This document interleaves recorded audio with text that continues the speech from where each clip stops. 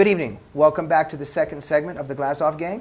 And we're back with our three titans, Kevin Gonzales, Leon Weinstein, and Borek Volarik. Thank you very much for being here. I got to admit, that's the first time I've been called a titan. Thank you. Gentlemen, before we get into our very serious discussion, two in-house matters, or one especially, also because it deals with Russian issues today. We have a growing Russian audience. 20 seconds each. The Russian language, can you say something nice in Russian, Borek? Yeah.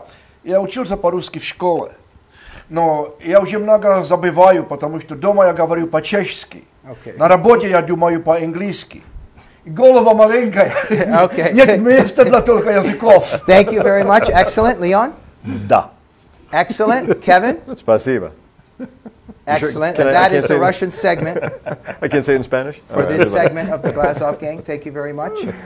Gentlemen, let's move on now to discuss whether communism ever even really collapsed in the Soviet Union. And we do know that, let's put it this way, we do know that Putin and his gang of thugs and mafiosa, and this is all the same KGB, so we can get into that. But first, let's even discuss what happened back then in 90, 91, 89, and, you know, because there are people that argue, the symposium that I showed you, gentlemen, with Bukovsky and other people, there are some who argue that even the reform movements themselves had been hijacked by communists, and in fact that there was a trickery involved here, that it looked like communism had fallen, but yet that some strange things happened in the background, and maybe it explains why the same people remained in power. Absolutely. So I'm speaking some wisdom here? Absolutely. I love to hear a compliment. But Borek, tell us a little bit about what you think of this. Did the Cold War end? Did communism collapse in Eastern Europe and the Soviet Union? Well, let's put it this way. Czechoslovakian government or Congress still has like 20% of communists in it. The new president, who was just elected last month, used to be a member of the Communist Party. Now what happened? Communists established so-called a prognostication institute. And the prognostication institute was basically, they hatched future rulers there. Some of these people were not members of the party. They were simply preparing these people to govern when the communism collapses. They knew it would collapse because there was no more to steal. There was nothing more to steal. So the communism had to collapse economically. They knew it would collapse, and then they put they groomed people. They dressed them up as reformers. Exactly. But to keep the system intact. Exactly. Now, let's say President Klaus, who just finished his term, he was a product of the prognostication institution. He studied in England. He studied in the United States. It wasn't impossible for a non-communist. Yeah. However, he was never a member of Communist Party. Okay? Yeah. However, he organized so-called privatization. Because don't forget, everything in communist Czechoslovakia belonged to the state. It took me like 3 years after coming here to figure out that actually everything belongs to somebody. So they did the privatization. They sold the national properties, enterprises to private people. Who were these private people? The communist directors, because they had the collections and the money. Thank you, Borek. And so, yes, the nomenclatura in many respects remained in power. And what I think is just shameless, shameful tragedy, travesty. There were no Nuremberg-style trials for those communist leaders. The way that there was for Nazi Germany, there should have been trials, and communism should have been put on trial. And I also blame the West in many respects because the left does not want to see that because it wants its ideology to remain intact. Leon? Again, we kind of expect from people who go into politics to be not politicians, because reform movement, progressive movement, whatever, when they're a movement, maybe they're idyllic, they have ideals, but when they come to power, they immediately want something good for themselves and where to take them. Either the state has them or people have them. So they immediately try to grab whatever it is and divide it between themselves. So what happened in Russia, as a matter of fact, I left Russia when I was Soviet Union when I was 24, but I was in Komsomol because I wanted to be part. You know, in university, you couldn't be in university if you are not part of the Komsomol. Komsomol is a young communist league. I knew a lot of people, and I was kind of plugged into the system. I never in my life in the Soviet Union met one single person, including all the communists and leaders and heads of the cities and etc., who believed in communism. All they wanted is goods for themselves. In whatever system that governed right now we have in the country, they wanted their place, they wanted their goods, they wanted their goodies. The moment that they felt that system changes, they went after the goodies different way. The same people, same with same power, same enthusiasm. They changed 180% kind of, and it's a different face. Different metamorphose, but nothing really changed. The same people stealing the same goodies from the same country. And you know, yeah, very interesting, Kevin. From the documentary point of view and the religious point of view, has the Cold War ended? No, it hasn't. So take a look at what happened. The wall fell. Gorbachev said, okay, freedom of religion for everybody. It's in the Constitution. Great. What happened when Yeltsin came in? The old guard, which was who? Ex-KGB, that are in there. Yeltsin had to turn around and sign a new format, which restricted, in 1997, restricted religious freedom, because they found out that, to use your term, that having religious freedom suddenly stifled the government and they couldn't get their goodies as fast as they could. Yeah. So now Yeltsin, who actually didn't want to sign it, he actually said, no, I'm quoting the he quoted the Constitution, this is wrong. But he got pressured by the old guard, which most of them were ex-KGB, FSB now, and they implemented a system of restriction on religion. Now, there's a lot you can go into on that law, but I mean that's for another time. I could give you the biggest difference between the United States structure and the Russian structure, Russian government. In Russia, ministers and the prime minister and the president can steal to themselves. In the United States of America, people who are elected cannot really steal to themselves, and this is their biggest problem. Not yet. Not yet. They will find a way. Exactly. Yeah. Gentlemen, let's talk about the tragedy in Russia today. So depressing for my family, because we wished and hoped that after the fall of the Soviet Union that there was a possibility for democracy and for freedom to flourish in Russia. And today we see these same SOBs, mafiosa, KGB in power. Let's use as a hook the recent peculiar and strange death of Boris Berezovsky in England. Look, once again we have the murder of Litvinenko, we have the murder of journalists like Marina Politkovskaya, we have Khodorkovsky in prison, and the West is just impotent and doing nothing. 24 journalists actually died. 24 journalists. 24. I don't think there's no longer a Ronald Reagan that stands up for human rights. We have Putin who's trying to make things more flexible for Putin. Let's very quickly, let's just talk a little bit even about the strange circumstances of Berezovsky's murder, and then overall what this means in terms of how Putin and his regime are literally slaughtering the opposition as vicious tyrants, and the West is literally just bowing down to Putin. It's a tragic situation. Well, regarding the death of Berezovsky, I would describe it by the term that we used to use back in communist Czechoslovakia. Like, there was a son of the first president who supposedly committed suicide. So we classified it as he was jumped from the window. So about death of Berezovsky, we consider it like he was committed a suicide. Yeah, they officially pronounced it, he committed a suicide. We call it, he was committed a suicide. Right. But Borek, just the way that Putin just is wiping out the opposition, and just so blatantly, what happened with Litvinenko, and the American administration, the West, is just prostrating itself before these tyrants.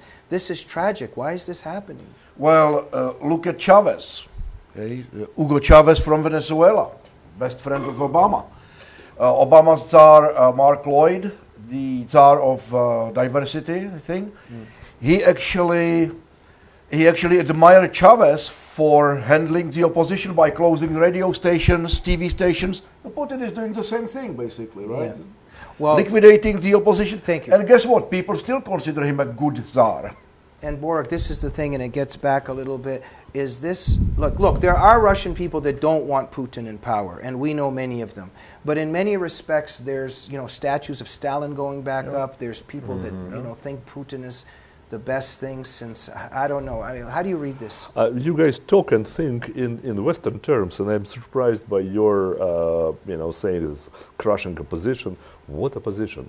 When Bolsheviks, communists came to power in the Soviet Russia, there were no opposition. There were different gangs, and one of them, Lenin's gang, killed off most of the other gangs. And when Stalin, came to power, he killed his competitors within the Bolsheviks gang. Now, what Putin is doing, it's not an opposition he's crushing. He's crushing competition. But wait a minute. No, there are people that believe in freedom in the Soviet Union. Yes. There were demonstrators out Yes. in the street that do want Yes. democracy and freedom. Yes. Garry Kasparov. And there are people like Bukovsky and Kasparov. And they might be a minority, but you can't say that element doesn't exist in Russia. I mean, my family stood for those things. What would you consider minority? 5%? 3%? Yeah, that's the other thing, because 0.5%? you Let's call don't see them out there. 0.111%. Okay, so overall you're saying that there's a minority. problem in the overall nature of Russians, that they themselves... No. Russians, like other people, they want to be left alone and produce and get results of their labor and use them whatever way they want to, without somebody from above telling them what to do. But there's no opposition you're talking about. Killing Berezovsky, it's not killing opposition. It's killing an ex-competitor who had a chutzpah, I'm sorry, maybe you don't know what's the word, but I hope you do, went a year ago into Facebook and said, "Dear Russians, I am sorry I put Putin into power. Of course he was killed." Right. So no, absolutely. He's not necessarily But Thomas Paine or Thomas others Jefferson. too, Yeah. they're interfering with the business and business of, robbing Russia. They are robbers, and they're a little bit bigger robbers or better robbers than the United States government. Okay, Kevin? As to why he's doing it, it's hard to say, because, and I guess I have to relate it. Who is doing what? So why is Putin? Well, we know why Putin is. We know why is the Putin is US doing it, because he's a KGB. Yeah, why is the U.S. not? Why isn't the West? Or what? Wait a second. Yeah. If you belong to the KGB, it doesn't automatically mean that you would kill someone. What you would consider killing, yes. If you're KGB, you have in your mind one of the options to kill, but so everybody else. Okay. Yeah.